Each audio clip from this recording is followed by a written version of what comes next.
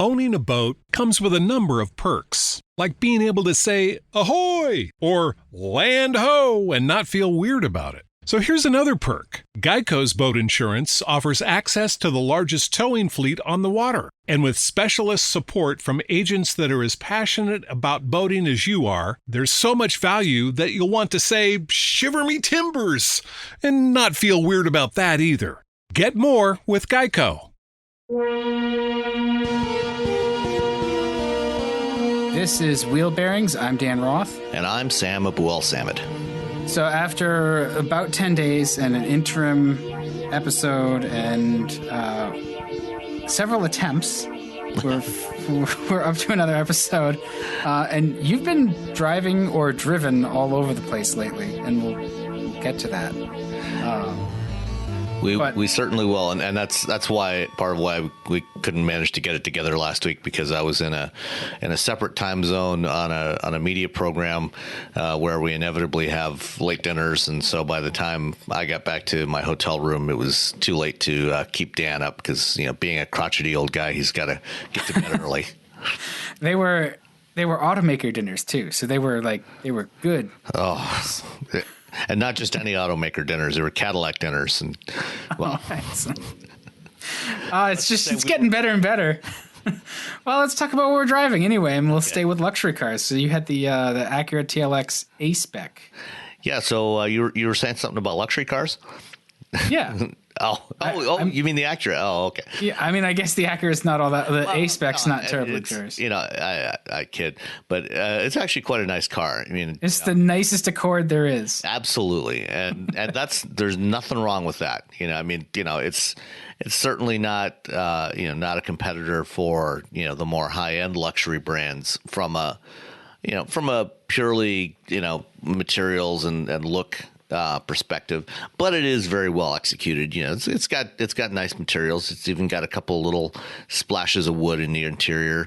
But the TLX is Acura's midsize sedan, and as you say, it shares some bones with the Accord, and when they first redid or introduced the TLX nameplate a couple of years back, it replaced both the outgoing TSX, which was a rebadged version of the European Accord, which is a smaller sedan than the U.S. Accord, and also the slightly larger TL, and kind of split the difference between the two. And it came to market, just as pretty much the entire market was rushing away from sedans of any kind, of any shape or form. And so, it's struggled a little bit. But for 2018, Acura did their mid-cycle refresh on it and applied some of the design cues from the Precision concept that first appeared was it last year or the year before? Last year at the Detroit Auto Show. So that means it has the new large diamond grille that we already saw that first appeared on the updated MDX earlier this year. And then more recently, they added it to the RLX, the larger RLX sedan, of which, I think they sell about 3 or 4 annually. Every time I hear RLX, I'm like, they're still making that? Yeah, I'm pretty sure I've never actually seen one in the wild on the road. But, when I've seen press cars around, it's a nice enough looking sedan, but that's not what we're talking about. We're talking about the TLX, right? Which again is hard to spot out in the wild. That's kind of frustrating because it's a good car. Yeah, it is. I mean, there's absolutely nothing wrong with the TLX. It's not the most exciting car in the world, but it's good. And for the along with the refresh this year, they also brought back the A-Spec, which is a trim level that they've had in the past on the TL and I think on some other Acura models as well, which is it's certainly no Type R. Let's put it that way. It's got a slightly sportier look. Bigger wheels and tires. I think 19-inch alloy wheels with 245 width tires front and back. It does come standard with all-wheel drive. And it's the Acura's super handling all-wheel drive, which means it's got torque vectoring on the rear axle. that shifts the torque output to, back and forth across the rear axle, in order to get you more turn in and overcome any understeer you might have. And during my time with the TLX, I didn't have a chance, to press it really hard, but all my past experience with other Acuras with the same system is, it's always been very effective at really giving you a nice balanced handling effect with the car. So that was a good thing. And the A-Spec also has the Honda's really nice 3.5 liter V6, which is it's a fabulous engine, about 300 horsepower. And I was surprised. It actually, I'm not sure. I haven't driven the standard non-A-Spec V6 TLX recently, so I'm not sure if the exhaust was different on this one, but it certainly sounded much more aggressive than any TLX I've remembered before. Yeah, I think part of the TLX, part of the A-Spec thing is at least part of the body kit is the lower diffuser in the rear, which has they enlarged the exhaust finishers, they call them, right, to 4-inch. So maybe there's something it's got to do pretty big pipes on the back, but ahead of that, I'm not sure there's anything actually different, but it sure sounds good. So when you step on it, it's got a really nice exhaust note to it, and with paired with a 9-speed automatic transmission, it does just fine. It's got snaps off some pretty quick shifts, and it's a very nice, decent performing, mid-size sedan. And so this is attractive. This is the thing that kind of gets me about Acura is every time I drive one, I'm like, this is really nice, and I could see myself living with it, because you don't really have to make a lot of compromises to enjoy them. They're really well thought out cars and generally well put together and satisfying to drive, even if they're not quite up to what we've expected from the German brands. But this current TLX and the A-Spec especially are a lot more aggressive than Acura's been over the last maybe even decade. There's the blacked out wheels and the different the blacked out trim, the large grille now. Like they've gone from being pretty conservative to like, okay, I guess we have to play along, kind of thing. If we ever want anyone to buy our cars, we've got to make them a little more interesting. And and I think they've done that. They've certainly taken a step forward with this version of the TLX.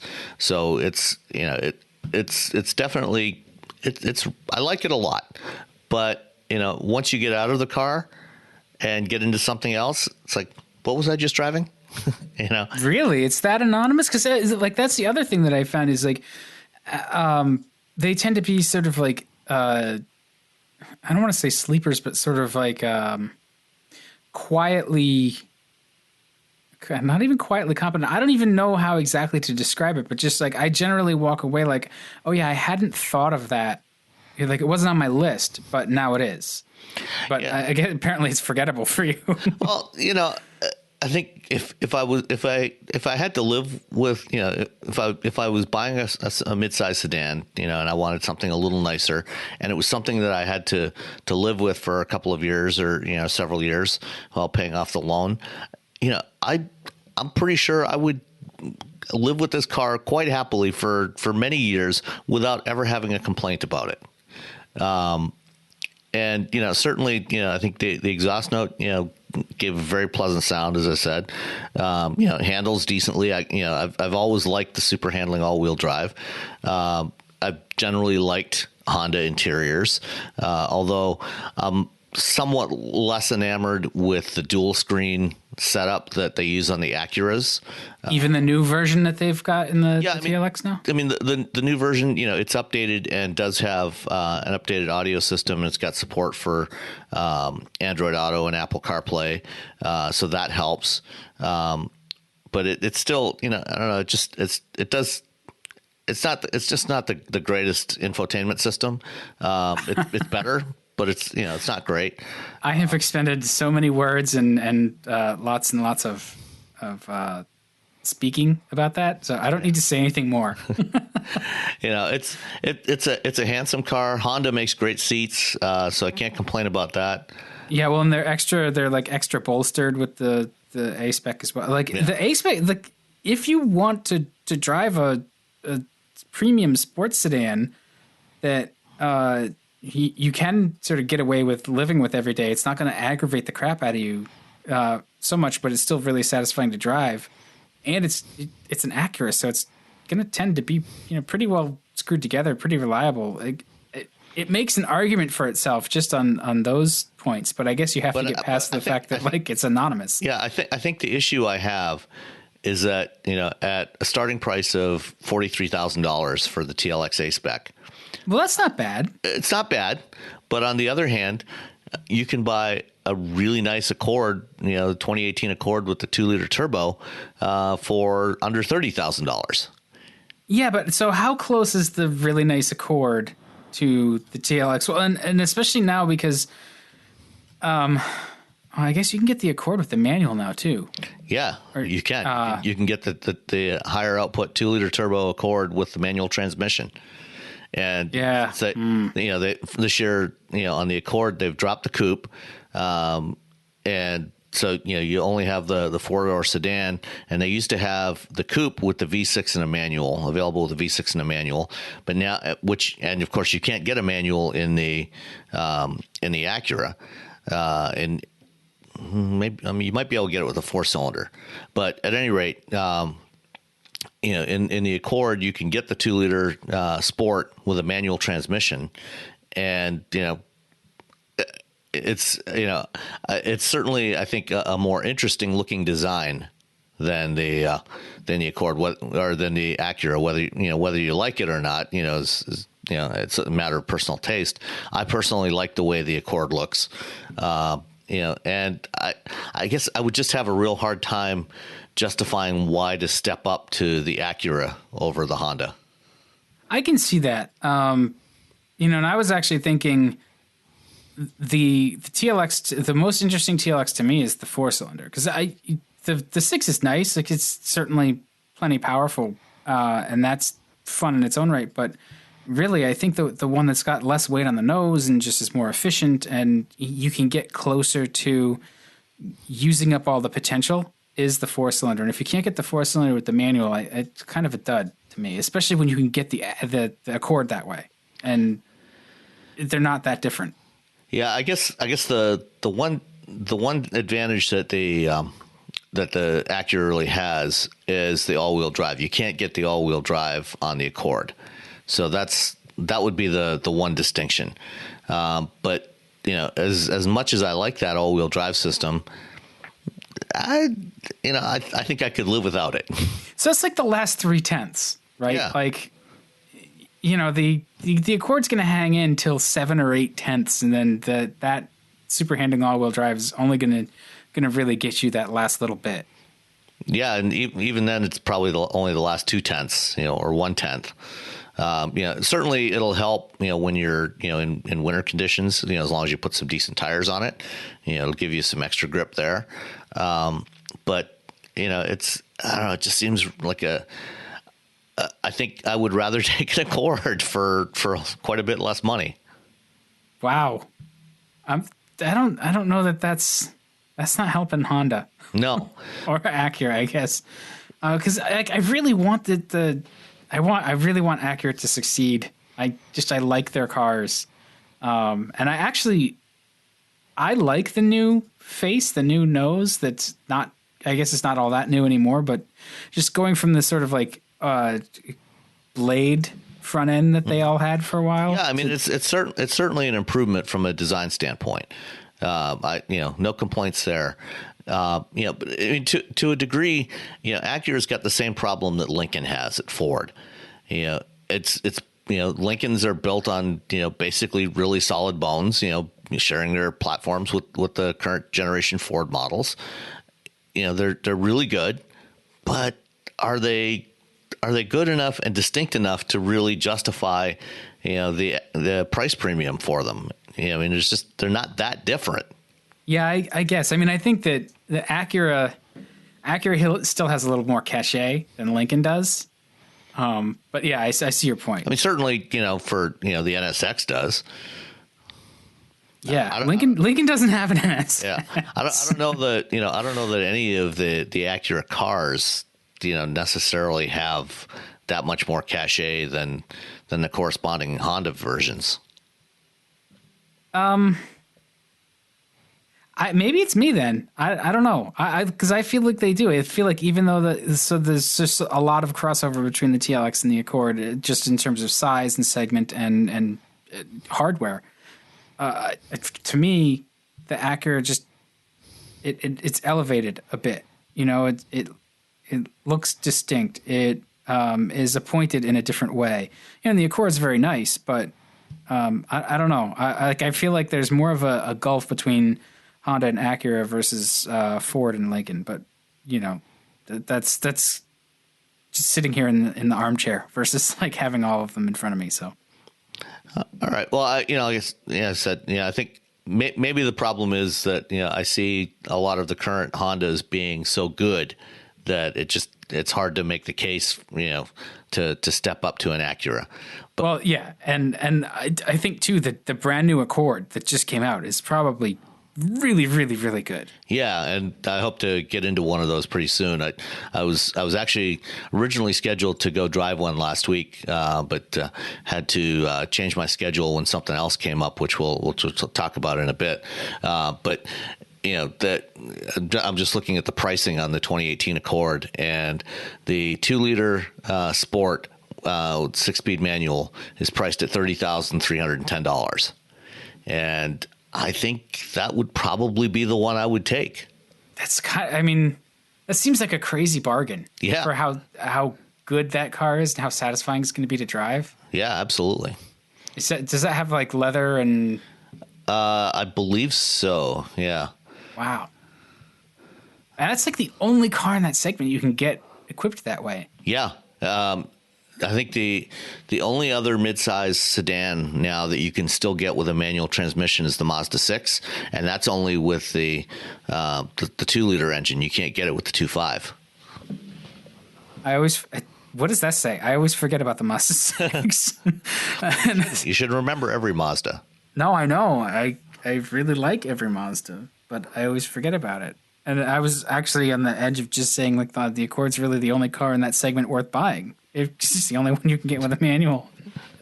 All right. Yeah. So what did you drive? Most recently, I had a pretty good week with a Subaru Crosstrek, the 2018 version of the Crosstrek.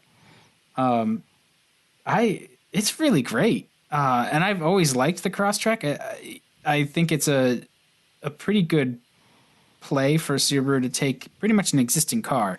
If they're not going to give us a WRX hatchback, at least they're going to give us something that's interesting and different and probably has more potential to sell better, with taking the Impreza, giving it a little bit more ride height and some cladding and calling it and making it look like a sort of pseudo SUV.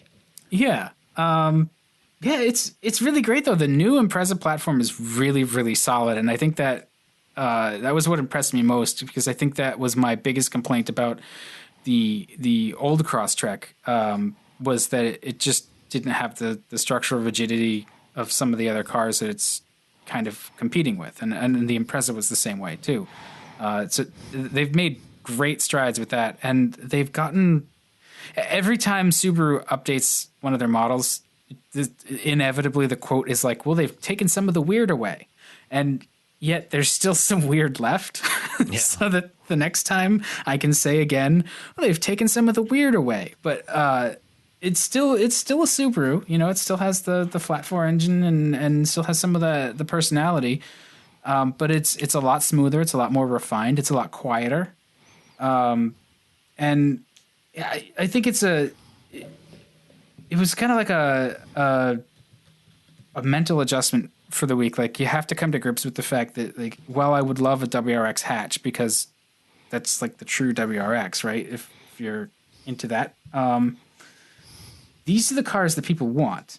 And so that's what Subaru's going to build, and I can get behind that. It was good even with the CVT and the 2-liter. I didn't feel like it was underpowered. That's been one of the criticisms of the new Crosstrek, is that it just feels pokey, and I can see how that's kind of exacerbated by the CVT.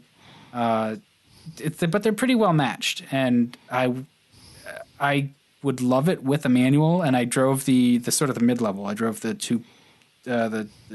2-liter premium trim. So you can get this car equipped the way I had it without the CVT and save yourself, I think, like $1,000 or something.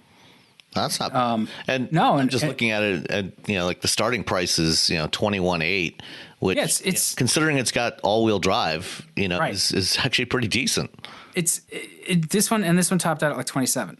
So that's a lot of car for that money. It's pretty roomy. It's a hatchback, so it's useful. It does have the extra ride height, and Subaru owners, Subaru has good demographic information on its owners, so they know that dog people buy their cars. Active, people who go out and get, park the car at the trailhead and you put kayaks on it or whatever. Like, they know that people do those things with their cars, and they've cultivated that image, and they've done really well at sort of making the cars that support those activities. And so, this is a car that it's very versatile, and it's easy to use. I found it comfortable. I was pleased that it's quiet and smooth than before.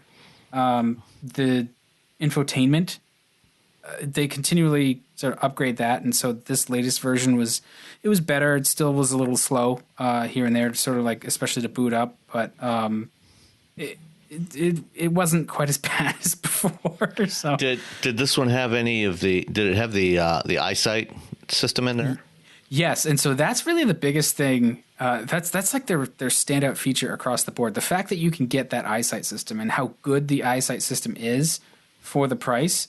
And it's the dual camera based system, so it's not that big a deal for them to put it on the cars, and that's a lot of functionality, and it's really not that expensive for the package, and it brings that technology down into a segment that really, like, you wouldn't expect it to be there.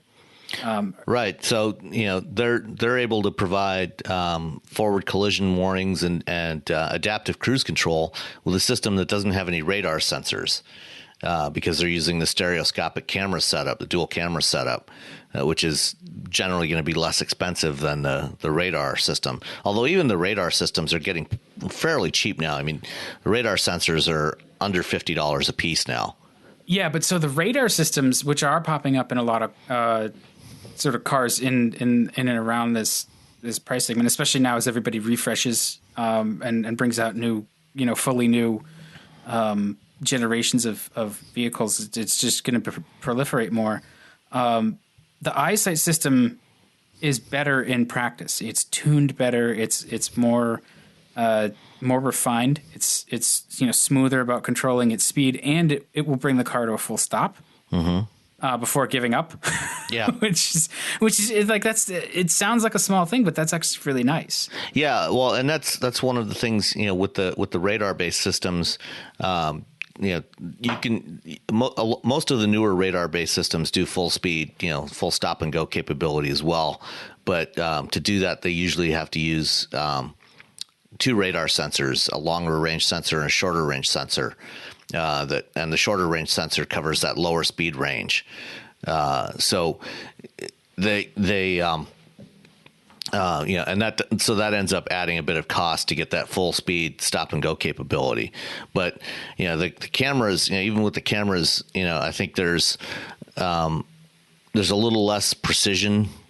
With the cameras in terms of being able to calculate the speed and the distance to the vehicle ahead of you than you get with radar, but it's still a surprisingly good system.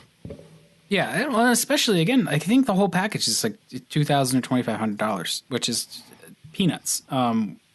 It's not really peanuts, but if you're going to finance the car, if you're leasing it, it really doesn't add much to the cost.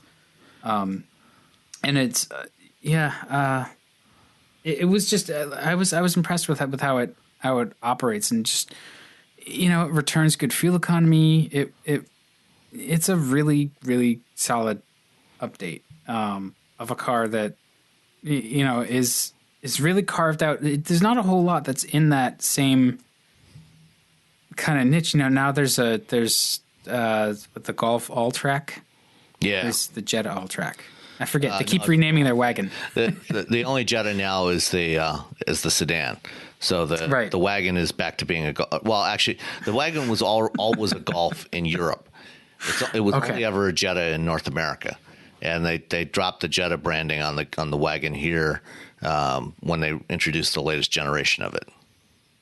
Okay, yeah, and you see the other thing too with the EyeSight system is, and this is I think one of the things that helps it stand out from some of the others in the pack too is that it's not just adaptive cruise and forward collision. It's lane departure, and actually it has like the lane keeping assist, where it will pretty noticeably nudge you back into your lane if you start to sort of cross the solid yellow on the side of the road or something, right? Or the solid white on the highway. And I was playing with that. It's pretty aggressive about it. It will keep you in your lane or die trying. So I think they're and safety is one of the big things that Subaru has kind of hung their hat on. As companies like Volvo and Mercedes and BMW have all started pushed up market. They've abandoned that slightly premium, but still attainable everyday, safety thing. Subaru has rushed to fill that niche, and they've done really well with it. And so safety is something that is important to their buyers and an important facet of their brand. And I'm impressed that they're really delivering actual safety gear for a reasonable price across all of their models. So. Right. Yeah, and I'm just looking at the Subaru site as you're talking about this stuff, and the EyeSight, the safety package is $1,400 on the premium, on the Crosstrek Premium, and that gets you the EyeSight plus the blind spot monitors, and so that's not a bad price. Although on the new Camry and the new Accord, the 2018 Camry and Accord, it's all standard, right? Yeah, it's standard on both of those. And within the next couple of years, we're going to start seeing this stuff being standard across the board, for most cars. But in the Camry and Accord, they're a class up from this.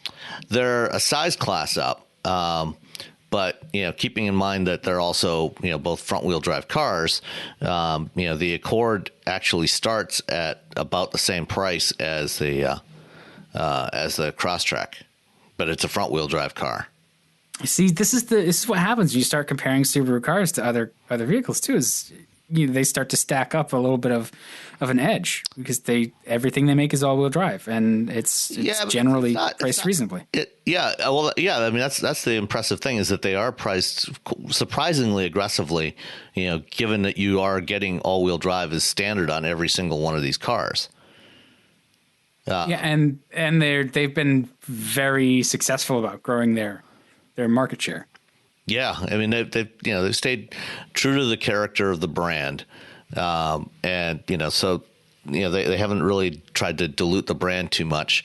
They haven't got too many different model variants, although they are bringing out a larger SUV, a larger SUV, 3-row SUV again next year, to replace the old Tribeca, which never really sold very well. I really liked that thing. It was it was an oddball, and it had that flat six that sounded like a Porsche. I mean, it was weird and good. Certainly from a design standpoint, it definitely brought the weird. Yeah, I like how when they enlarged it from the original Tribeca to the sort of mid-cycle where it got the nose that was supposed to be a Saab version. They enlarged the engine from 3.2 to 3.6 liters, and they couldn't physically enlarge it, so they had to make these lamb chop shaped connecting rods to give it more stroke. Because the platform is set. You can't unlike other vehicles where you could put a physically larger engine package in there, right? Because of the horizontally opposed engine, like that's it. You got the width you got. You can't make that engine any wider, so you can't enlarge the stroke. You could enlarge the bore, but that's like diminishing returns. When you want more torque, generally you want a longer stroke. And so they had to make this funky shaped connecting rod to do it. And they made a lot of tweaks to it. It was just a neat car, completely sales proof, but really neat. It was indeed sales proof. Yeah. But what are you going to do? Yeah, I mean, and as much as I'd like this thing to be WRX'd, I'll settle for it. Like it's it's comfortable, smooth, and it has a niche. Yeah. I appreciate it. Sounds like a plan. All right. Yeah. All right. So, you were mentioning, about it having lane departure prevention, to keep you in the lane. Well, I was driving something with the system, something like that last week too. Well, that's what I was going to say. You were actually not really driving. You were being driven. Yeah. Well, I did have to pay attention though. So yeah, I took a road trip from Cleveland to Chicago to Memphis in a 2018 Cadillac CT6, which now is available with SuperCruise.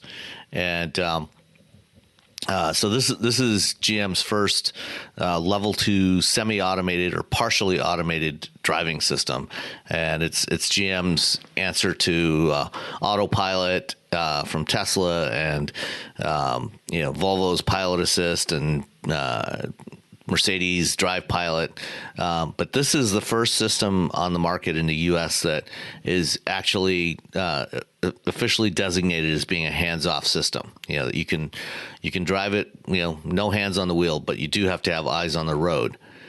So it's Cadillac's big sedan, and we've talked about it before, and I think back in the spring we ran an interview I did with Barry Walkup, the chief engineer on the system, that I recorded at the New York Auto Show, and I'll add a link in the show notes to that one. But this is the first opportunity we've had to drive it, and it was quite an interesting experience. Overall, the system actually works really well, and I would say it's the best production attempt at this kind of a system yet. Definitely more confidence inspiring and more reliable than any of the other systems I've tried so far. Like any? Because you've tried a bunch. Like, yeah. That's so. And this is little old GM we're talking about. Who, if you believe the propaganda coming from other automakers trying to do things, I won't name any names, but like Tesla. Yeah. Okay. They. GM's not supposed to be able to find their ass with a map, 2 hands, and a flashlight. Like, apparently, they didn't mention anything about a 3D high definition map generated with LiDAR, which is what the CT6 has. You could find it. Yeah, I mean, it's that contrast between sort of rhetoric and what's on the ground. So what makes it the best system that you've tried so far? Well, one of the key things that GM has done differently with SuperCruise. I mean, they first demoed SuperCruise for some media back in 2012, and at that time they didn't. They said it would be on the market in a few years, and in 2014, Mary Barra announced it would be coming in 2016, but they actually delayed the program by a year because in 2014 that was also the year when they had this little recall for a problem with some ignition switches, and after that the top executives, including Mary Barra, basically decreed that, from now on, anything new that GM brought to market would go through a much stricter safety evaluation. Yeah, which is, it's kind of, let's be clear, the ignition switches weren't new. No, not at all. I mean, they'd been around for quite a while. That was just straight up just bad practice. Yes, absolutely. And they took some crap for delaying SuperCruise. Oh yeah, but I think it's a good thing that they did it because they really focused on trying to make it right. Because just a couple of weeks ago, the National Transportation Safety Board issued their report in their investigation of the fatal Tesla autopilot crash last year. And, a couple of the recommendations that they made at that time were that manufacturers needed to make sure that, more actively make sure that the systems weren't used inappropriately, and, make sure that they were monitoring, in any system where the driver potentially has to take over from the system, to make sure that the driver is ready to do that. And so, GM, even before that report came out, GM had already implemented all that stuff in SuperCruise. And so, they, back in 2014, they went back and they reevaluated everything about the system, and they made some changes. They did things like adding the active rear steering actuator to the system as a backup in case they have a front steering failure. They added the driver monitor system, which includes an infrared camera mounted on the top of the steering column and some IR emitters in the steering wheel. And the high definition maps to geofence the system. One of the problems, part of what caused that Tesla crash was the fact that even though, Tesla said, you're only supposed to use it on divided highways, so please don't use it anywhere else. Well, right, just behave. There was nothing in the system to actually prevent you from using it in places where it shouldn't be used. GM is taking the opposite approach and saying, not only are we telling you not to use it on anything but divided highways, we're going to make sure that you can't activate it on anything but divided highways by going out and mapping, all 160,000 miles of divided highways in Canada and the U.S. and doing high definition maps, so they knew what lanes were, where the exits were, and everything, all the major features, including the radius of the curves. And I'll get back to that in a second. And if you're not on one of those roads that's mapped, the system will not even activate. You cannot activate SuperCruise unless you're on one of those roads. So I think that's a good thing. And then the system primarily uses radar and camera sensors to do the control, to control your speed and keep the car centered in the lane. And so they've got 3 radar sensors in the front. There's the normal forward-looking long-range sensor, a couple of short-range sensors in the corners of the front bumpers that look for encroachment from other cars. If a car's coming over into your lane, or there's something else coming over into your lane, it can make adjustments and alert you that something's there that you may not have noticed. And then they're using the forward-looking camera that they normally have for the lane keeping system, as well as the 2 cameras that are on the underside of the side mirrors that usually are used for your surround view, when you're backing up the car and you get that overhead bird's eye view of the car. They're using those mirrors or those cameras to actually help with lane marking identification. So where the car has a more robust way of seeing the lane markers. Because if you've used any lane keeping systems, that the camera-based lane keeping systems are notoriously unreliable. Well, and that's like I was talking about the one in the Subaru earlier, and it's good if it's in its element. If you get it out of its element, it gets confused. It either doesn't work at all, or it starts going, starts doing its thing in the wrong spot. Right. So, with SuperCruise, it's adding in those extra 2 cameras to help keep the car centered in the lane.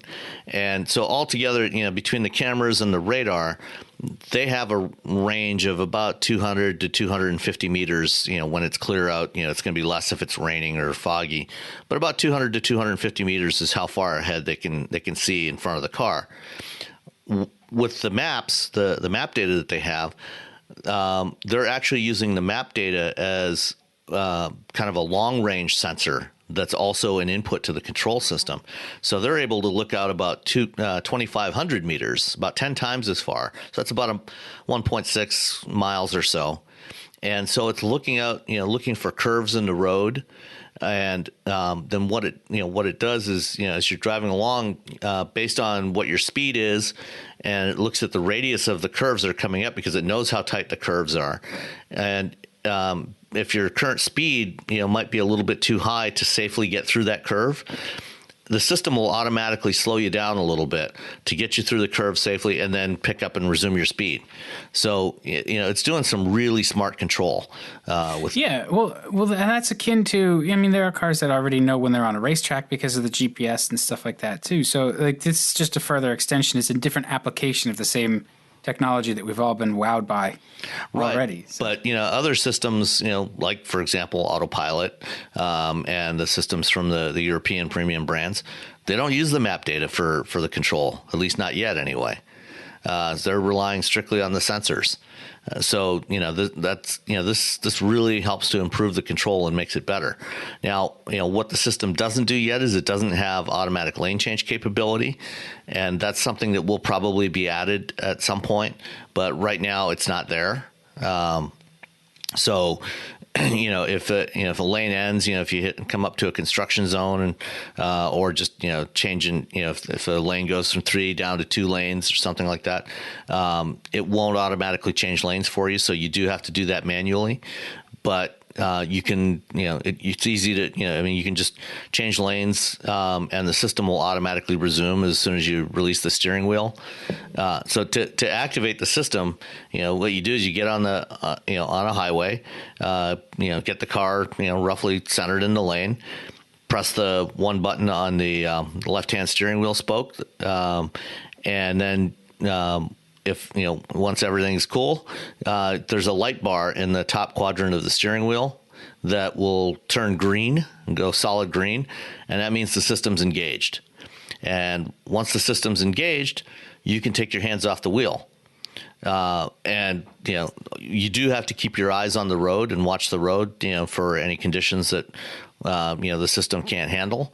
But so you're basically, it's looking for you to be ready to take over when it can't do the job, and so you're really it's supervised automated driving. So that's how what's that like? Like you never actually get to like these things are sold as like being you can relax, you can kick back, but no, you're kind of like always at the ready. You're always alert. Is that almost more exhausting in a way because you're just watching the system do its thing? It can be. It's different. I mean, there's still a significant amount of cognitive effort required to use SuperCruise. So you're not gonna be able to take a nap. And the way that ensures that you don't take a nap or climb into the back seat or watch a movie or something is they've got a system that's actually kind of similar in concept to what Apple's bringing out on their new iPhone 10 next month, where so it'll just aggravate the crap out of you and cost a lot. No. No, sorry. It actually works pretty well. So freezes up every now and then. You've got the IR emitters at the end of the light bar, that are flashing points on your face, but you don't actually see them. What it's doing is it's illuminating your face, and then there's the camera on the steering column that's looking, it's tracking those dots on your face, those invisible dots on your face. Much like the Face ID system does. Although, Face ID, I think they said uses something like 30,000 points on your face, but they're using it for authentication, so they need a much higher degree of precision. Cadillac didn't say how many points they have with their system, but it's in the dozens or hundreds at most. Because what it's designed to do is not necessarily distinguish one face from another, but to ensure that your face is looking in the right direction and your eyes are looking in the right direction. And the system does work through even polarized sunglasses. I tried it with and without my glasses, but we did find one flaw in the system. And, if you've ever stood on a stage to give a presentation or something and you've got the lights shining towards you and you're in a darkened theater, you can't see the audience. It's exactly the same thing with this system. If you happen to be driving with the sun shining in over your shoulder, and as we found, for the first half hour, 40 minutes, driving west from Cleveland in the morning, the sun shining over my shoulder would basically blind the IR camera, and so it could not see my face, and therefore it kept disengaging the system, which was a little bit annoying. But hey, that's right now that's state of the art. Nobody's actually got anything better, but the GM engineers were aware of that. It's a known problem, and they're looking for improved solutions for next generation versions of the system. I mean, they're just going to put solar coating on all the glass. I mean, it's only going to make it cost a lot more. Put really dark tinted windows in the car. It's not a problem. But I mean, that's a real challenge. Like you're out in the environment, and that's I think one of the things that pointed up by sort of the long gestation of this system is like, if that's what you've got to worry about is the sun making it shut off. Like they've licked a lot of the problems that. The comma AI stuff, or even the Tesla autopilot. Like, yeah, it's easy to. Well, it's not easy, but it's not as difficult as it seems to make one of these systems that works maybe 80% of the time. Yeah, right. But this definitely worked more than 80% of the time. When we didn't have situations like that, it actually worked really well. And particularly on the second day, when we were driving south from Chicago to Memphis, we had long stretches of, close to an hour or more without touching the steering wheel. So what did you do? Like, I would get bored. Well, I mean, that is an issue. I mean, you will likely get bored. I mean, I was riding with Lindsay Brooke, who's the editor in chief of Automotive Engineering magazine, and we were talking all the way. Lots of things to talk about. So that wasn't so much of a problem on this particular trip. But yeah, I mean, it's like any long trip, you're going to get, a long highway trip like that, you're going to get bored anyway, whether your hands are on the steering wheel or not. Right. I mean, this is the thing now, is even when I have the car just on speed control, just regular cruise control, like after a certain point, I get bored. That's when you shut off cruise control and you start driving 90 miles an hour and just like, you fully engage with the act of driving and you do irresponsible things because you're just bored. Right. You're looking for something to do. Which is why I generally don't like taking long road trips like this. Because I do, anybody's going to get bored doing something like this. Which I don't know if I should admit that. Like, yeah, I get bored, and so to stave off the boredom, I get hugely irresponsible. Lindsay and I just swap places every couple of hours. Yeah, well, I mean, I drive alone because I'm pleasant, so it's just difficult to swap places with myself. But so overall, it's a really good system. I think. It's definitely, I think, the safest system that's out there today. Well, it'll actually come to like a stop, right? If it detects that you're not paying attention, it'll be like, all right, bucko, we're going to stop the car, and I'll call first responders. Right, and the the time interval for what they refer to as escalation is speed dependent. So at 70 miles an hour. It's going to do it a lot faster than if you're, going along in stop and go traffic, and it's just handling the situation for you.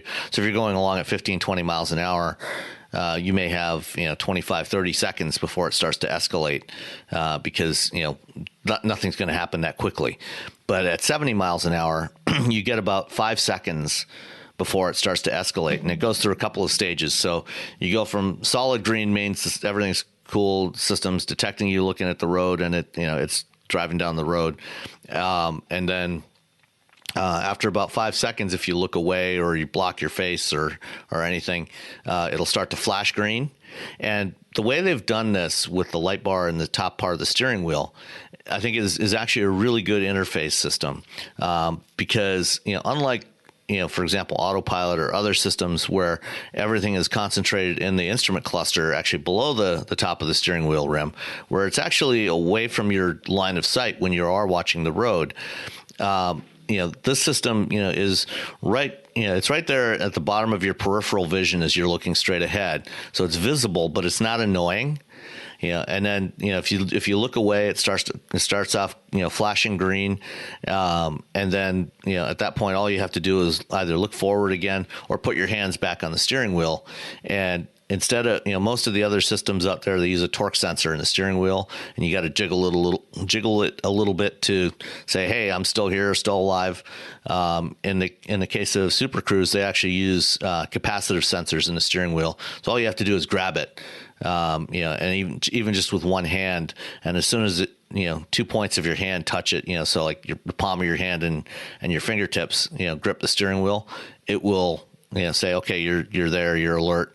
And then if you don't, though, then it goes to flashing red. And after 5 seconds of that at highway speed, then it'll start to give you more aggressive alerts and start to slow the car down. If you continue to be non-responsive, it will, at about 40 miles an hour or so, it'll turn on the flashers and eventually bring the car to a complete stop in the lane. And this is the one concern I have from a safety perspective with this system, is the fact that instead of switching lanes and moving over to one side or the other, it'll stop in lanes. So if you're on a 3-lane road driving in the middle, it'll stop in that middle lane. It's not going to move. Oh, that's not good. Yeah. I mean, your hazard lights are on, and it doesn't slow you down, particularly aggressively. It slows it down fairly slowly, so hopefully, and everybody's going to see it and get out of the way. But I think that's a problem. But I think, they will, once they do the auto lane change capability, then I think they'll probably change that to moving over to the outermost lane. Yeah, well, and like as with everything too, it's a compromise, and it's one of those things like, hey, we made it behave this way because it's safer than behaving in another way. Right. Yeah. They evaluated this. I was actually just talking to some GM engineers about this today, and they said, they looked at it and they felt that there was more risk in actually changing lanes than in just staying in the lane and stopping it. And, Nissan basically said the same thing when I tried out ProPilot earlier this summer. So, we'll see how it works out once we get these in the field. But, the fact that, at least, the fact that it brings it to a safe stop somewhere, I think is a good thing. And then at that point, if you don't respond, then it'll call 911. Yeah, I think they're missing an opportunity that they've got the capacitive. So that's basically like there's a little piece of metal or something, right? That but it's underneath the leather upholstery, so you don't even touch the metal.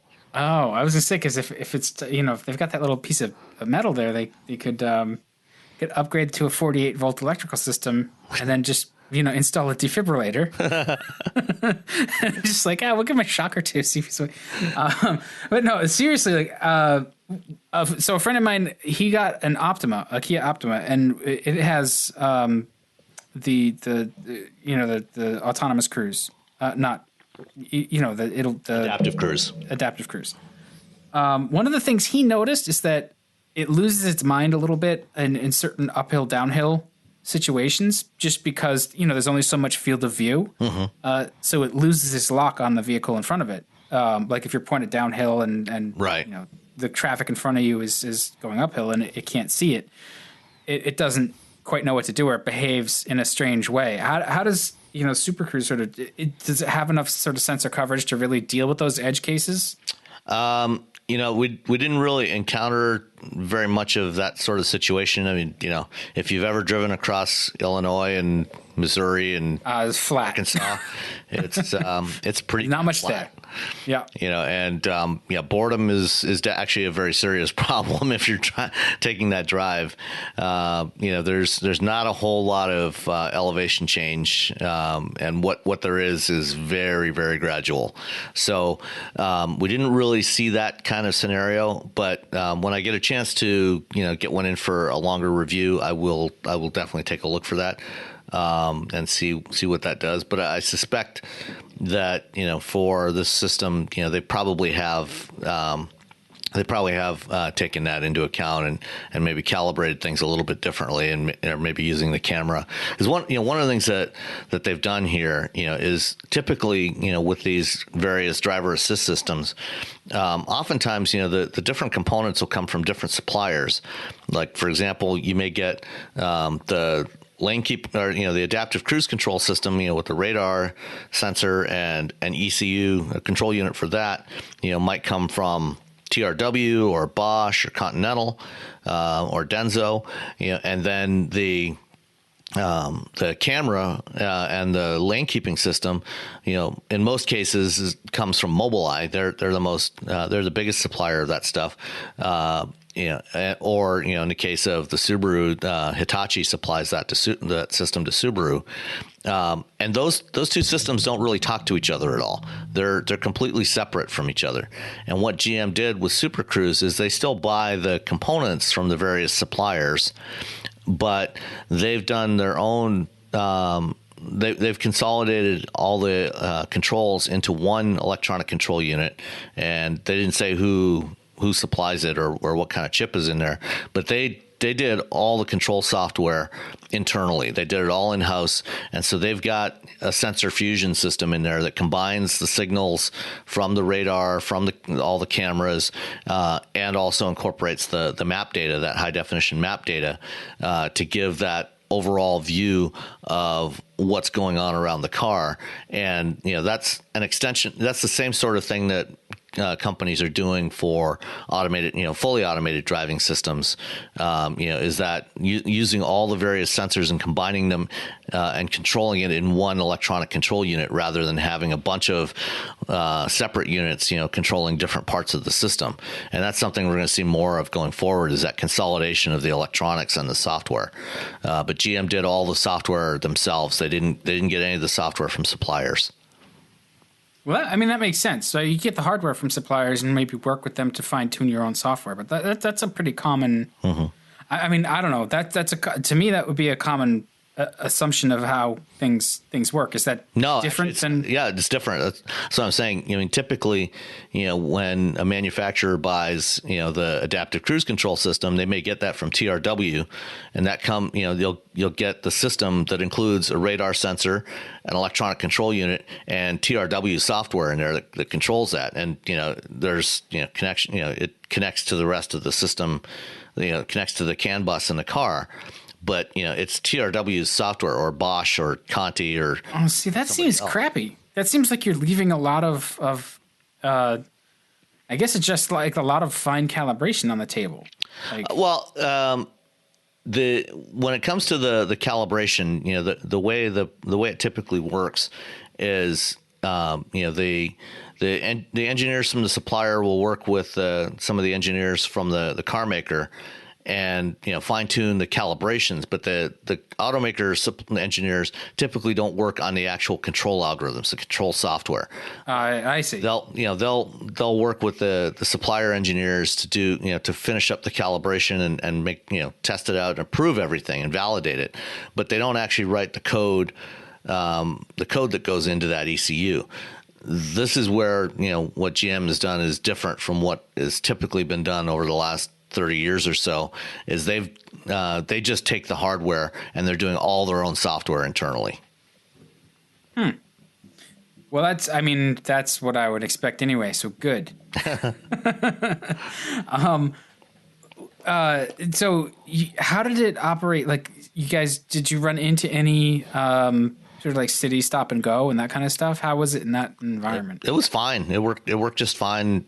Driving around in Chicago, going in and out of Chicago, we were in some traffic there, and then also in Memphis, as we were approaching Memphis, hit some traffic in the afternoon, and it behaved just fine. You could, once you got the car centered in the lane, you could activate the system, and it would happily just steer along in the lane, and stay clear of everything else, and it was great. I think that's actually I think where it was most appreciated, because I could just put my hands on my lap and be done with it.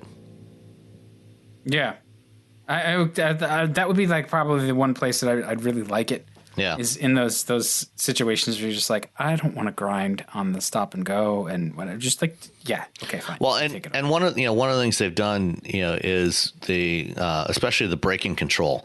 They've done a really good job on the braking control, to make it really smooth, not to jerk the car around, and that type of control that they've done here is actually going to be really important when we get to more highly automated cars, because when if you're riding as a passenger in a car.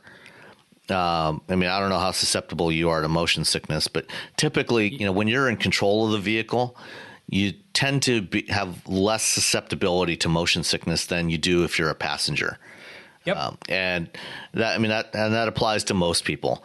And so if you're not actually actively driving the car, when you get into a highly automated vehicle, there's going to be more risk of motion sickness. And so one of the things that the engineers are working on is trying to make all the control as smooth as possible in order to minimize that risk. Well, yeah, I guess that's also one of my concerns about this sort of promise of the self-driving car. It's like, yay, you'll get bored, but B, also I can't if I take the train, I can't work on the train for too long. If I were on a commuter rail or something, I get motion sickness. I have to look out the window. Yeah, I'm just damaged goods. This is going to be a problem. This is going to be one of the problems that I think people are going to encounter.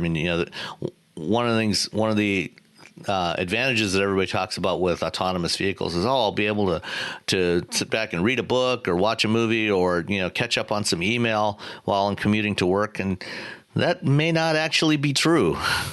I'll be able to just stare out the windshield. A little too queasy to actually do anything more productive.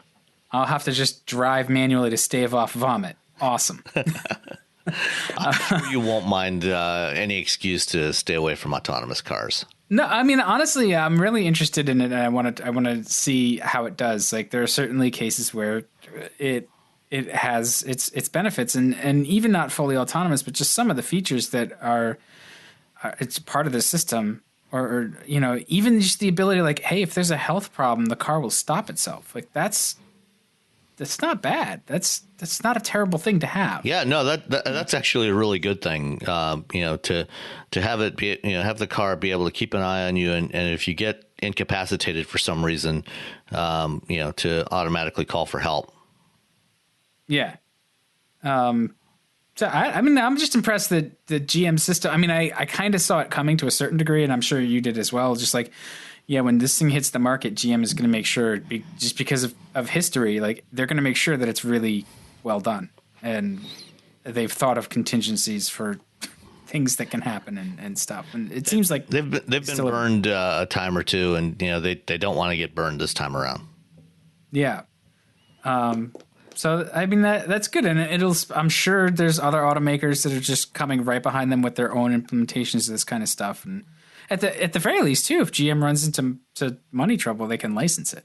Yeah, absolutely. All right. Speaking of GM and money trouble and Ford, why don't we dive into the next couple of stories? Well, everybody's going all EV all the time. Ford actually today they put out their future vision strategic statement plan thing. There's a lot of change going on at Ford. Yeah, there's a couple of things happening there. So Jim Hackett took over as CEO last spring after Mark Fields was sent off into retirement with a nice big golden parachute.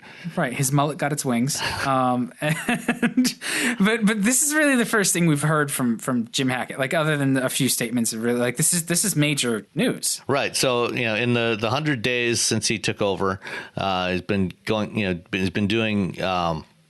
A strategic review at Ford, and everybody has been wondering what he's going to change. And some of the things are fairly obvious. They're looking at changing some processes. They use the terminology rapidly improving fitness to lower costs, release capital, and finance growth. So basically, they're going to try and save a bunch of money, throughout the organization, product development, and various other things. And they're targeting, $10 billion in incremental material cost reductions between now and 2022. So over the next 5 years. And let's see, they're also targeting reducing engineering costs by $4 billion from currently planned levels over the next 5 years by increasing use of common parts across its full line of vehicles, including and reducing complexity and building fewer prototypes. And I listened to the presentation this afternoon that he gave to investor analysts, and in the slides they showed things like reducing the number of build combinations and I think on the Focus they wanted to get it down from like 35,000 build combinations to about 3 dozen. We'll see how they do with that. This is one of those things that especially with the domestic automakers, every 10 years or so, they go through this exercise of reducing build combinations, trying to bundle the most commonly ordered features together and have fewer combinations. And the Japanese and the Koreans are actually pretty good at this. Especially the Japanese. You look at Honda, for example, and look at a Civic or an Accord, and there's typically maybe 3 trim levels, and at most 1 or 2 option packages on any given trim level, and then you can pick from half a dozen colors or so, and maybe a couple of wheel options, and that's it. At the number of standalone options is usually almost none. Or in the case of like Honda and Toyota, sometimes a lot of those things are dealer installed, or like the things that you can get as standalone, will be more like along the lines of accessories, as you say. Right. They'll be installed at the dealership. So it'll be things like floor mats or luggage racks and things like that. But factory options are usually kept to a bare minimum. So Ford's trying to go down that path again. I think last time I checked on the F-150, there was something on the order of about 14 million possible build combinations. Yeah. So this is the thing. They may not have to do that on the F-150 or the F-Series so much in terms of reducing build combinations, just because that vehicle's profitable. So many of them. Yeah. And I think one of the attractions to pickups across all manufacturers is that flexibility and configuration. That may not be where they need to save money. The cars don't make money, especially cars like the Focus. As much as like they're getting better at making money on small cars, I think their margins are really, really thin on the Focus. Their margins are probably thin on everything, even the Fusion, which was like that was the meat of the segment until we all went crazy for pseudo trucks. Right. And so like it makes sense to just like look, people aren't buying the cars. Don't. Well, and in keeping with that, Ford is planning to dramatically shift their resource. They're reallocating their capital spending from cars to SUVs and trucks to the tune of about $7 billion over the next 5 years. Yeah, and that's really significant. And let's consolidate a little bit here. We had a question actually from Twitter about that. Does it make sense for Ford to cut cars? Like, shouldn't there be a balanced lineup so that when sales shift again, they're covered? And I think like to a certain degree, they're never going to get out of cars. There's always going to be people that want cars, and the platforms, the crossover platforms, they're cars. Yeah, I mean that's the reality of the situation is that there's most of the components especially in the small to mid-size utilities are shared with the cars anyway. So they're just going to be reducing some of the nameplates, getting rid of some of the car nameplates for now. I mean, if the market shifts, it can always shift back to introducing some more car nameplates in the future. I don't think that's going to happen anytime soon. Well, I mean, but just think about it. Like, if they made only the Escape and they didn't make the Focus, they wouldn't have to have a bunch of body presses and all of the interior, like the molds for the interior piece. Like, there's billions of dollars of savings without the tooling. Right. I mean, that's a lot of capital expense, and that's where that $7 billion is shifting, from the cars that are not selling. They're running well below capacity right now. So currently here we've got the Wayne assembly plant here in Michigan near Dearborn that's building the Focus and C-Max. That's being shifted over. And some of these numbers. Oh yeah, the C-Max. Some of these numbers. Some of these dollars are already accounted for. Like that's going to be a big one there. That plant is being retooled next year to build the new Ranger and the Bronco.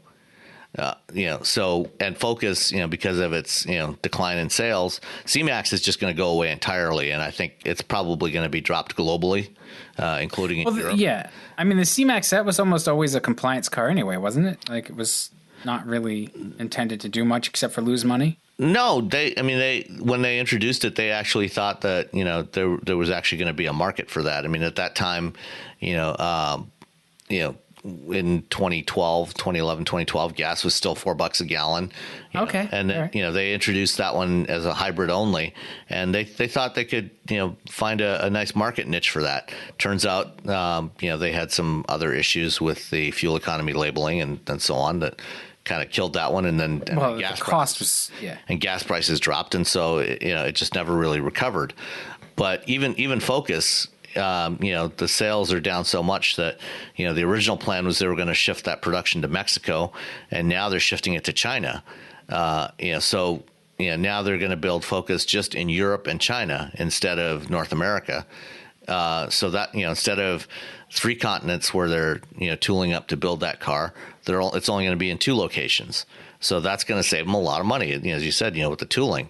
And they'll put the capital that they would have spent on that tooling to vehicles that are probably going to sell in much higher volumes and at much higher margins. Right. I mean, that's how you build a sustainable business. Like, you fish where the fish are. What it seems more momentous is their reduction of sort of effort on internal combustion engines. I mean, it makes sense, but that I feel like kind of sets them up to be behind the 8 ball if, like, lo and behold, there's not some big breakthrough in battery tech and we don't electrify everything. Again, not necessarily, depending, because one of the things they're doing is they're, slashing the number of engine architectures from 17 to 12. Well, that's not that much. Yeah, and they're going to cut the capital spending on engines, from $1.7 billion a year this year to 1.2 in 2022. So that's a 1/3 reduction over the next 5 years. But still 12 engine architectures. There's definitely some engines in the Ford lineup that are. They're ready to be retired. Well, that's I mean, did they say what's going? No, they didn't. They didn't announce any specifics yet. But things like the old normally aspirated 3.5 and 3.7 liter V6, those engines are going to go away. See, but those aren't even that old. Like those, I mean, I guess they're about 10 years old now. No, they came out in the. I guess they're about 15 years old now. Are they that old? Yeah. Okay. I didn't think they were that old. But. The 2.5 liter 4-cylinder. That they still use as the base engine in the Fusion and the Escape. That engine will probably go away. Oh, well, yeah, that makes sense. And I'm assuming the 3-cylinder turbo, the 3-cylinder EcoBoost is going to go too, at least in this market. North America, yeah. I mean, they'll keep using it in Europe, I think, for a while. But it's already gone from North America, at least in the Fiesta. I wonder what it spells for the V8, given that the EcoBoost has really taken over a lot of the truck sales. I think the 5-liter V8 they'll keep around because combined, I think there's enough volume between Mustang and the trucks to keep a V8 line running for the foreseeable future. But what we'll see go away probably is the 6.2 liter that's in the Super Duties. Replace that with maybe a a larger displacement version of the 5-liter, or a turbocharged 5-liter, something like that. So the 6.2 will probably go away. The 3.2-liter 5-cylinder diesel that they use in the Transit will probably go away and be replaced by the 3-liter V6 that they're putting in the F-150. So there's a bunch of consolidation they could do there without too much pain, and that would save them a bunch of money. And then longer term, looking out to 2030, right now they're projecting that 1/3 of their sales in 2030 are going to be pure battery electric, 1/3 internal combustion, and then the other third is going to be hybrids and plug-in hybrids. So those plug-ins and regular hybrids, those things still have engines. So, that's still a lot of internal combustion engines, even with 1/3 being purely electric. Yeah. I think that we should maybe put a link to the statement. I'll have that in the show notes to the press release.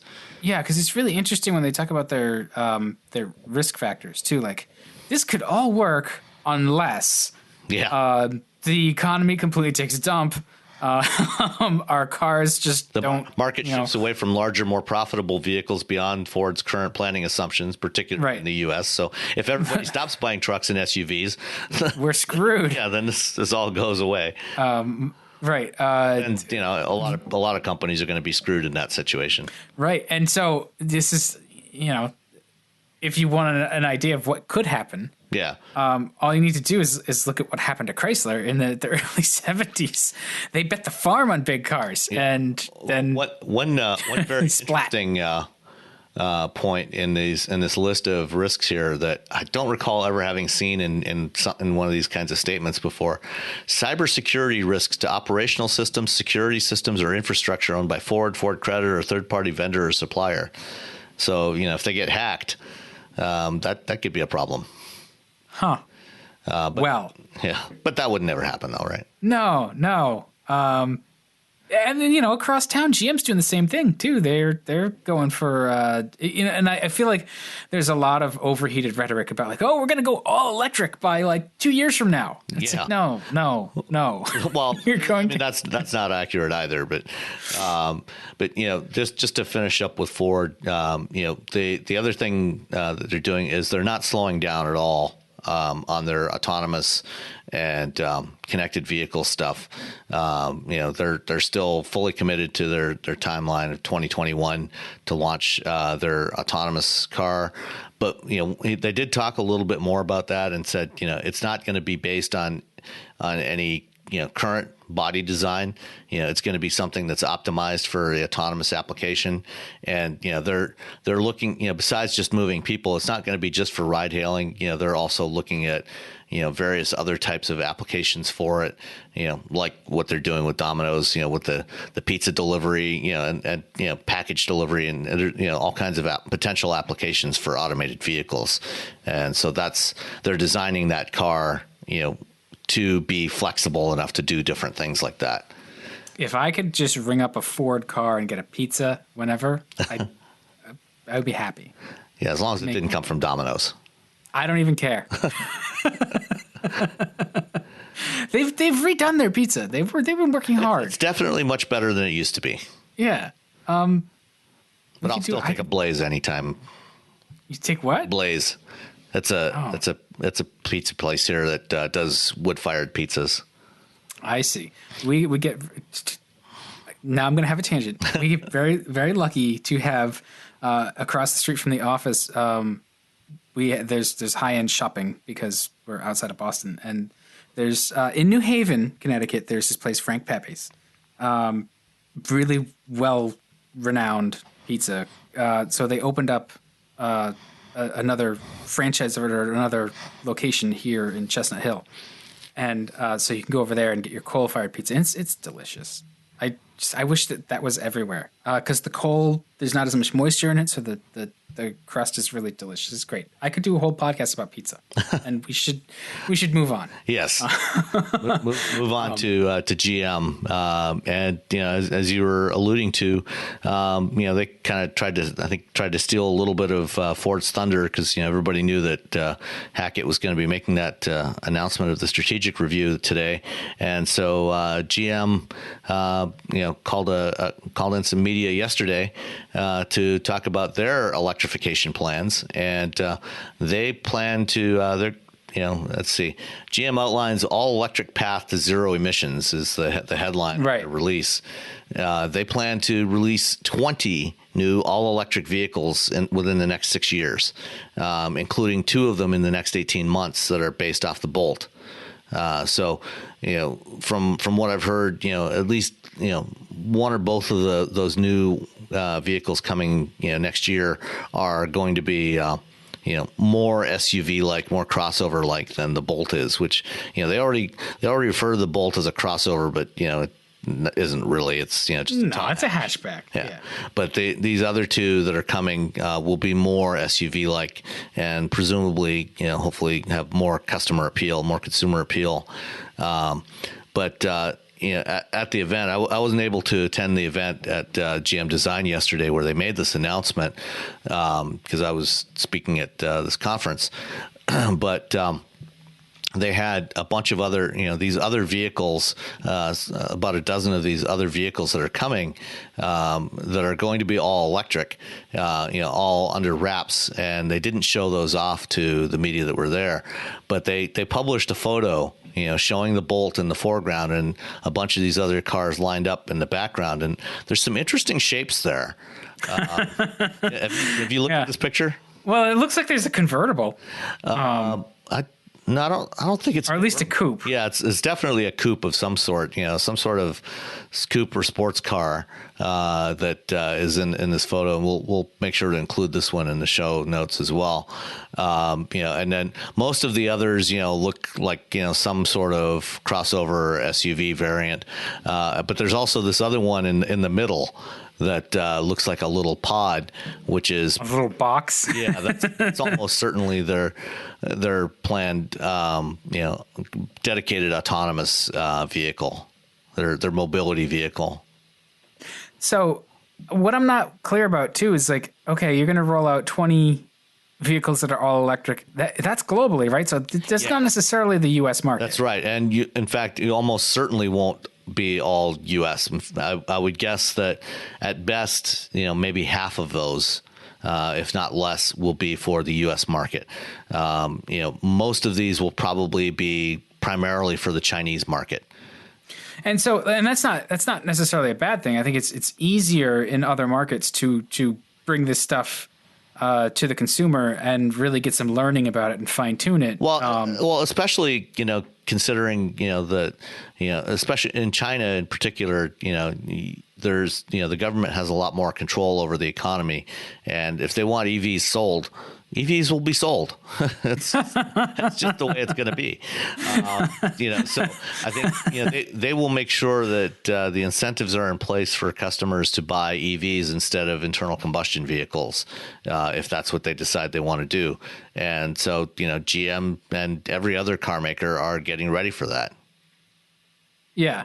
And that's fine. Like I love EVs actually. I would love us to actually. I'm so excited to find like a battery breakthrough at some point. Like that's the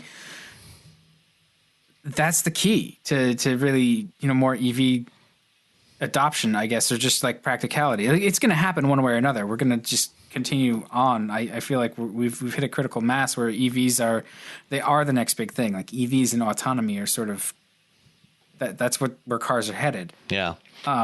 One other thing as well about the GM announcement is, although this is 20 all electric vehicles, they're not all battery vehicles. There's going to be at least some of these that are fuel cell powered. Yeah, was it Saurus or however you pronounce it? Saurus, yeah, Silent Utility Rover Universal Superstructure. That's but I think that that's just that's just a platform. But in terms of the actual vehicles, I think what we'll probably see is at least one large SUV that's fuel cell powered, and maybe a pickup truck too. And they're calling them. They're saying too, like fuel cells, like all emissions free. It's like, well, no, not exactly. All direct emissions free.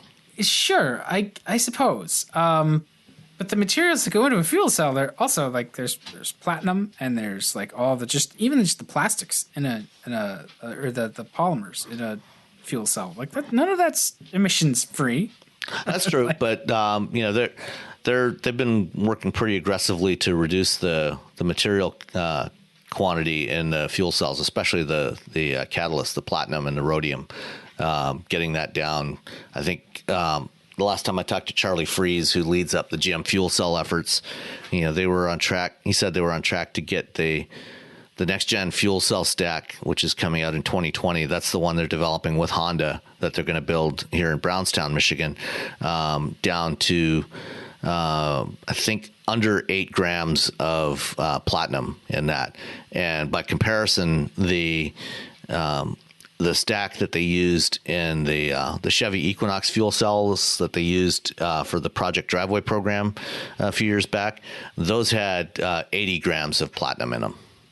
That's really impressive. Yeah, and that's all through through new manufacturing processes for how they make the plates in the cells, and basically using minimizing the amount of catalyst that they actually need while making it more effective. I mean, fuel cells are really, really cool. Like that is actual rocket science. That's what it was developed for, is for the Apollo program. And GM's been working on fuel cells since pretty much the Apollo program. Yeah, I mean, GM built the first fuel cell vehicle ever in like 1966. It was a Corvan or a Greenbrier or something, right? Yeah, a Corvair van, and they put a fuel cell system in there. And that vehicle still sits in the GM Heritage Center. Oh, that's so cool. Yeah, I've seen it a couple times. It's pretty cool. So yeah, I mean I think 2020 is when they're going to launch the first fuel cell vehicle. And my guess is that right now they've actually got a prototype Colorado pickup that the Army is testing. And my guess is that the first production, so quote unquote production fuel cell vehicle, will probably be a fuel cell truck for the military. Well, I mean, the military is a large consumer of fuel. They are. And so if they can do something for fuel efficiency and at the same time do a lot of sort of field testing of the vehicle, yeah, I think the consumer benefits in the end. Absolutely.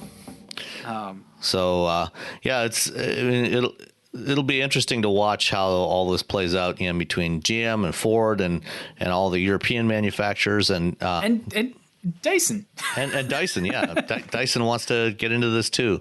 It's going to suck. I'm sorry. Is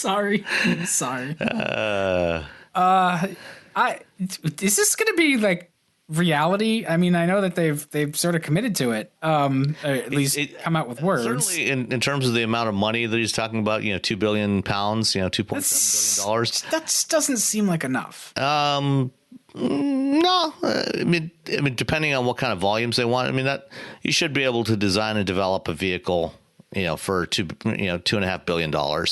I think that that's about the right amount of money. For what kind of vehicle? Like a Tesla Roadster or like a Model S, or who knows? They haven't said. No, I'm just trying to think of like what does your $2 billion buy you?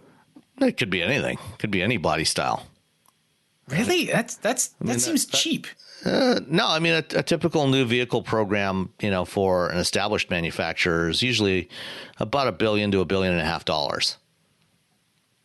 I thought they were more than that at this point. No, it's about $1 billion, depending on how much plant retooling is required, between $1 and $1.5 billion. Wow, they're more efficient than I thought they were. Yeah. So I mean, you could certainly do a program for $2.5 billion. I mean, that's not that's not totally crazy. Whether or not, they can get the technology they want working at automotive scale, is an entirely different situation. And the thing is, these aren't going to be cheap. They've already said it's going to be a premium vehicle, and all of Dyson's products are premium. They're far more expensive than the competition. I was just when I wrote up the story on Forbes last week, I took a look at the pricing on Target. A typical vacuum cleaner, is about $100, and a Dyson starts at $400. I will say we have a Dyson vac, like a discontinued one. Does it suck? They all suck. And I've actually had to repair it a couple of times. And the engineering, it's almost like when you take an Apple device apart. Like if you have to replace something in like an iMac or whatever, the design and engineering is really clever. It's ingenious. You appreciate it when you're looking over the machine. Not necessarily built to last. We've had the vac for a while now, but I have had to replace, some stuff like the cord reel and the hose. And again, like, this is not an automobile, so I forgive some of that. But yeah, it's for what it cost, I'm like, it shouldn't, the insulation shouldn't flake off the cord just because it coils. Like those things, are consumer quibbles. That's some basic product engineering that, regardless of how clever your motor design is or what kind of fancy battery you're using, things like that, you should be able to get some decent, design engineers to handle that stuff, and make it reliable and robust. Well, and I think that's almost where Tesla and some of the other sort of startups, they stumble, right? The heart of what they're doing is great. But it's all of that like ancillary stuff that they don't think about, or they don't think enough about, that just turns into like everyday annoyances, that we take for granted from other manufacturers, where they've got this stuff figured out. They know how to make it so that it's repeatable. The control stalks don't fall off in your hand or what, like just whatever. Yeah, right. Generally, most over the last 15 years, they've been pretty good. That's true. But, that's really where, if you're an upstart manufacturer, you've got to pay attention to that stuff probably more than your whiz-bang motors and batteries. And actually, executing that stuff right is actually a lot harder than you would think. Oh yeah. To really, to get the right feel and to make that stuff reliable and make it to last is actually a very non-trivial problem, which is actually part of the reason why, Tesla has actually, one of the reasons they focus so much on the big touchscreen is so they don't have to do all the switchgear, because that switchgear takes a lot of effort to do. It sure does. Or they could just buy it, which I guess they didn't want to do. Yeah. But I mean, the Ferrari and Lamborghini did that for years. Oh yeah. Ferraris would have Fiat switches. I mean, partially because they were owned by Fiat, but so there's ways around it. And I feel like, Dyson has certainly deep experience with consumer products. So they might have a little bit of an edge of an understanding of nailing the basics and how important that is. And, the vacuums are built to a price. So even though they're an expensive vacuum, it would be more expensive if all of my quibbles were attended to, and that's where you, like, if you want to use the vacuum metaphor, like, you go shopping for other machines that are roughly in that same sort of design performance spectrum, you're looking at double the price. You're like, I don't even know how to say it, Miele or whatever, the Italian brand. You very quickly get into very expensive things. So Dyson has that niche with vacuums. I don't know. I mean, I'm not sure that we really need another premium electric car from a manufacturer that hasn't ever manufactured cars before, but I mean, whatever. Yeah. I mean, Dyson is a privately held company. It's James Dyson's money. So, if he wants to spend it, good luck to him. I mean, it's cool. I'm glad that it's a privately held company. Don't go public. Yeah. Things get screwed up when you go public. Yeah. That's my completely uneducated advice about it. So what do they think they're going to sell it for, too, though? Like They haven't said. They haven't given any details except that it's coming in 2020. Okay, so it could come or not come. Right. In 2020. Maybe they should partner, because Ford wants to partner. Yeah, Ford's partnering with a bunch of companies, mostly in China and India, but I don't think they'll want to partner with Ford. Really? Is that just Ford wants to do its own thing, its own way, or just? No, I suspect that Dyson. I think the comments that they made is that they don't want to work with any incumbent automakers. Okay. Yeah, so they're Wow. going on their own. Although there has been some speculation that Ford might, there's been some rumors that Ford might be talking to Lucid Motors about maybe acquiring them, but I don't know if they'll bother with that. We're gonna see more of this these sort of blips too. Like Faraday Future seems like they're all done as well. Yeah, they've been pretty quiet lately. I don't know, and I mean Dyson. What could possibly go wrong? Like is he? Well, wait a second. Is he British or is he? Yes. Okay, I was gonna say because sometimes I'll make that mistake, and they'll be like, not British, just dudes with accents, and then I'll feel like an idiot. So I mean, the British auto industry is just booming, so it should be fine. They're well renowned for their high quality, well engineered cars that last forever. Okay. I feel good. I got my shot in. Okay. Let's move on. On that note, There are. Do you want to? Oh, go ahead. I was going to say, I know there was like a question that came in from somewhere, and I can't find it now. I plucked a couple things and I dropped them in the Slack. Oh. I didn't see. Oh, I know. It was an email that came in earlier today, I think. On the Wheelbearings email. Here we go. Email. This is the one. Yes. So this is from Yakov Nimoy. I don't think that's his real name. I mean, if it is, cool. You don't think so? It sounds like two actors. Or a comedian and an actor. Anyway, right. So Yakov asks, since you folks have been talking a fair amount about Jaguar, and we've been looking at purchasing either the F-Pace or the Velar, which is the new Land Rover model, or the new Range Rover model, which it's their midsize SUV that fits in between the what's the little one? Discovery Sport. Whatever the little one is, and the Range Rover, the bigger Range Rover. Anyway, I thought I'd give you some unsolicited commentary and insights that I've picked up after driving both. The short and long of it is that the F-Pace by Jaguar and the new Velar by Land Rover are really the same car, designed by the same people and built in the same factories. The difference is how the car is marketed, and as a result, what your choices are and options. The cars were built on the same platform, and while the body shape is different, the Velar is slightly shorter and longer than the F-Pace. The engine, suspensions, and the lower end trims, etc., and a whole bevy of other things are all share the same parts bins.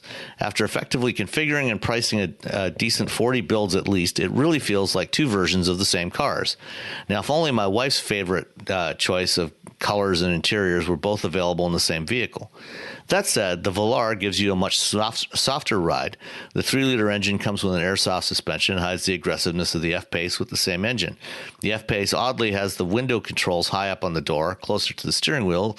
Let's see. And the Velar has a special towing assist package. The F-Pace has a sportier drive. My guess is that Tata Group knows JLR can make any car to any spec they want, so they've strategically developed their platform to use a single set of parts to grab a very wide swath of the SUV market at their selling range with a minimum of engineering. And that is a platform. Yes, that is precisely the premise of platform engineering, and it lets them apply both the Jaguar sports side and the LR luxury side equally. You can tell these two cars were designed together. Yeah, that's pretty much the gist of it. So what you're probably going to want to do is like you get the Range Rover for the looks, the exterior looks, right, and then you get the Jaguar interior because it's has what you want, right? Like you start mixing and match. That's what we used to do with the Volvo stuff. I had all kinds of weird parts in my Volvos. Yeah, and from like different cars. yeah, I mean all the Jaguar models are definitely designed to be more performance oriented. Including the new E-Pace and the F-Pace, the Evoque. That was the one I was trying to think of. Just popped into my head. The little one. And whereas the Land Rovers, the Land Rover and Range Rover models are, more designed, with some off-road capability, a little softer feel to them, more pure luxury than the sporting side with Jaguar.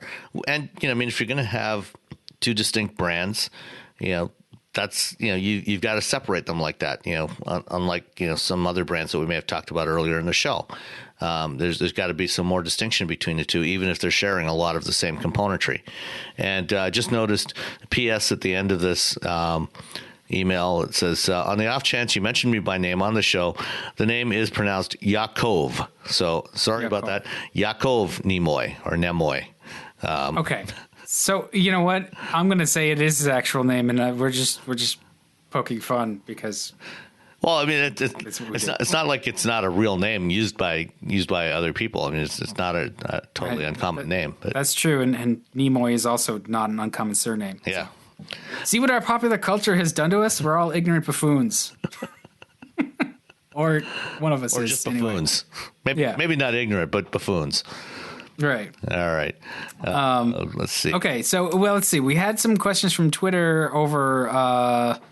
From our aborted attempt at the end of last week, Crow Point Partners wanted us to talk about how dangerous Tesla Autopilot is. I feel like we covered that. And it's not dangerous per se. I think it's just underdeveloped. It's underdeveloped, and I think because of the way it's been marketed by Elon Musk, the perception has been created among customers that it's capable of doing more than it is, and they don't have any mechanisms in place to prevent it from being misused. So it's easier for customers to do foolish things with it. It's irresponsibly marketed. Yes, for sure. All right. Another one from Crow Point Partners, again, was the size of the world auto market, average purchase price of cars worldwide, and why market demos are working against the Model 3. Wanted us to sort of touch on those. Well, the Model 3, they're way off on their production. Yeah, they just announced their deliveries yesterday, and they delivered. They had previously projected that they would deliver 1,500 cars in Q3, and they delivered 260. So they're still working out some issues with their production process. But they're going to get it together, and I don't want to just sit here and take shots at Tesla. I think that there's a bunch of stuff they're not doing as well as they need to be doing, but they will get it together eventually. I do think that the competition for them is really much more fierce than it has been, and it's going to continue to get more fiercer. And yeah, the Model 3 is not the $30,000 version of the Model S that it was sort of like touted as. I don't think it's going to move the needle. No, I totally agree on that. Yeah, and I think most Model 3s are not going to be sold for anywhere near that base price. Most of them are going to be sold, probably in the $45,000 to $50,000 range. And I mean, before they can even sell them, they have to figure out how to build them reliably. Tesla's still got a lot of issues to work out. What else? There was something in there about demographics and. Yeah. Let's see. The size of the world auto market, average purchase price of cars worldwide, and why market demographics are working against the Model 3. So, the worldwide market, is roughly 100 million cars a year, a little bit less than that. I think it's like between 95 and 100 million right now. Average selling price globally, I'm not actually sure. U.S. it's currently about 35,500 transaction price. I think globally it's probably a little bit less than that, but I'm not sure exactly where that what that's at, because certainly in a lot of markets, certainly China and India, they have a lot of volume, but I think the transaction prices are significantly lower for most of that volume. So, it's probably somewhere in the mid $20,000 range if you look at the global average. So I just have this creeping feeling that cars are just too damn expensive. They are, and they're going to get more expensive as we add all this automation, which is why people are increasingly not going to be buying cars. They're going to be leasing or renting or doing some other kind of mobility option, right? some sort of mobility service. Could be a subscription service. Something like Cadillac Book or Clutch. Which is another similar type of service where you pay a monthly fee, or Care by Volvo, which we talked about last time. Where you pay a monthly fee and you get that'll include the price of the car, insurance, maintenance. And then, in some of those cases, it may give you access to, any vehicle in the model lineup. So, you can drive an XT5 to work during the week and pick up an ATS-V for the weekend, things like that. Those sorts of options, especially at the premium end, will be an increasing part of it. And then at the lower end, you'll have various types of ride hailing services and other car sharing type of services. I've actually got a report that's in review right now that talks about all of this stuff. But there's going to be a lot of different models available for mobility services, but the common theme is that none of them will involve you actually owning the car. Yeah, so that's gonna be interesting. Yeah, I mean,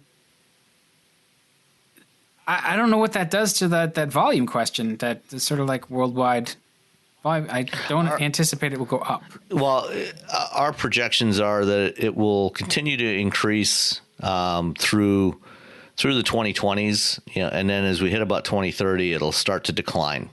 So the overall vehicle market is going to start to decline. I mean, there's been some projections that it, as you get into autonomous car, shared autonomous vehicles, that it's going to drop by 80 or 90%, and I think that's wildly optimistic. I think it's probably going to decline more along the lines of about 20 to 25%. And that's, because in a lot of regions, it's going to be a long time before, autonomous cars are really a viable option in a lot of places. And, there's also, still, there's people that still want to own a car. So there's still going to be a market there for some time to come. Yeah. So if you want to buy a car, you'll still be able to for now. I mean, if you can afford it. Right. All right. We had old, so I'll probably during my lifetime it won't be an issue. But I'm glad I'm getting old too, because I'm growing into my attitude. Let's see. And the last sort of comment was the VW engine leader was arrested, engineering leader. Yeah, that scandal is going to continue to play out. Did you have any thoughts about the fact that there's $100,000 Super Duty Limited? I thought that was a lot of much ado about nothing. Like, I mean, it's certainly, I didn't really consider it news, which is why I didn't bother to write about it. Well, everybody else did, though. Yeah, well, this is why, and despite the problems it's had, Ford has still had, record profit years, for the last several years, because there are people out there that will buy $100,000 F450 Dually Platinum. And everybody seems so offended by it. And I was like, why? Who cares? I mean, who cares? If somebody wants a really fancy F450 Dually, more power to them. I mean, yeah, they're going to buy a truck like that anyway. And if they want to, put some extra money in Ford's pocket to fund EVs and autonomous vehicles, why not? Look, and the ones they put out into the press fleet, we're all going to just lose our minds about anyway. We're going to be like, oh, this thing is so nice. Like, fine, whatever. Yeah. I mean, I don't see it as a big deal. Everybody else is doing the same thing, putting out premium trucks. So it's what funds your EVs. If you want to get an EV at a affordable price right now, the way that happens is because, some guy in Texas with too much money is spending $100,000 on a pickup truck. Right. Just think of it as Ford's Panamera. Yeah. Or Ford's Cayenne. Yes. And there you go. There you go. All right. This is getting long, so we should stop. All right. But people can email us at wheelbearingscast@gmail.com. You can leave us a review on iTunes. That's probably helpful for getting us some notice. We are on Twitter at wheelbearingscast. No vowels except for the A in cast, if you can remember that. And we will be back again next week, or later this week, or sometime soon. Right. See you later.